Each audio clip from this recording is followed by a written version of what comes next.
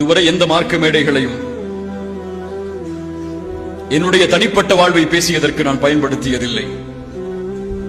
ஆனால் பயன்படுத்த வேண்டிய சூழ்நிலை இருக்கிறது என்பதை அறிகிறேன்.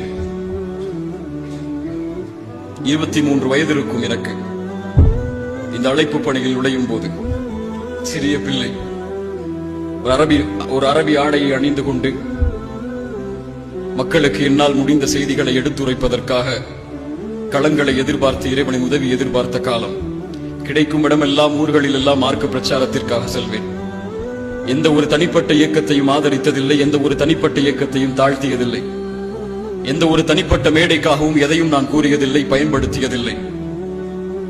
இப்படியே சென்று கொண்டிருந்த அழைப்பு பணியில் 2 ஆண்டுகள் என் வாழ்வில் ஏற்பட்ட சில மாற்றங்கள், சில தாமதம். அந்த 2 ஆண்டுகளில் என்னை குறித்து பேசப்பட்ட நிகழ்வுகளை பார்த்தால் போதும் என் சமூகத்துடைய நிலைமை எம்மால் உணர முடிகிறது. எதிலும் விமர்சனம், எதற்காகவும் விமர்சனம். அவர் என்ன மொபைல் வைத்திருக்கிறார், என்ன ஆடை அணிகிறார், எந்த ஆடை எப்படி அணிகிறார், வியாபாரத்தில் என்ன செய்கிறார், தனிப்பட்ட வாழ்வில் என்ன செய்கிறார், 2 வருடம் ஏன் அவர் இல்லை, அவருடைய குடும்ப வாழ்வில் என்ன பிரச்சனை, அவருடைய சொந்த வாழ்வில் என்ன பிரச்சனை, என்ன செய்தார், என்ன செய்து கொண்டிருக்கிறார். ஒவ்வொருவரும் எழுதக்கூடிய எழுத்துக்களை பார்க்கும் போது கொஞ்சம் கவலை வருகிறது. இந்த சமூகத்திற்காகவா நான் உழைத்தேன் என்று. இல்ல மாஷா அல்லாஹ், அல்லாஹ் பாதுகாத்தவர்களை தவிர. கண்ணியத்துக்குரியவர்களே, நான் சம்பந்தப்பட்டிருக்கிறேன் என்பதற்காக இதை சொல்லவில்லை. இது போன்று எத்தனையோ மனிதர்கள் பாதிக்கப்படுகிறார்கள்.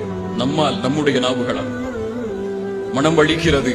முஹம்மது ரசூல் ஸல்லல்லாஹு அலைஹி வஸல்லம் அவர்கள் இந்த சமூகத்தை விட்டு சென்ற நிலையையும் இப்போது இருக்கக்கூடிய நிலைமையும் பார்க்கும்போது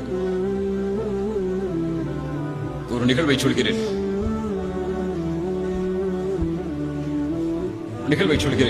அதற்கு முன்னால் இது போன்ற விமர்சனங்கள் யாரால் பேசப்பட்டதோ, என் தனிப்பட்ட வாழ்வை பற்றி, என் வாழ்வில் இருக்கக்கூடிய பிரச்சனைகளை பற்றி, அவர்கள் யாராக இருந்தாலும் என் மீது நல்லெண்ணம் கொண்டு இதுவரை அதிலிருந்து விலகி இருந்தவர்களுக்கு அல்லாஹ் அருள் செய்வானாக.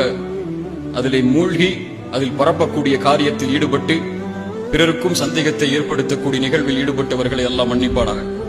அவர்களுக்கு மன்னிப்புதான் என் புறத்திலிருந்து எம்மால் செய்ய முடிகின்ற ஒன்று. நான் மன்னிச்சுட்டு தான் சொல்றேன், மன்னிச்சது. ஆனால் தயவு செய்து சமூகத்திற்காக உழைப்பவர்களுக்கு கரம் கொடுங்கள்.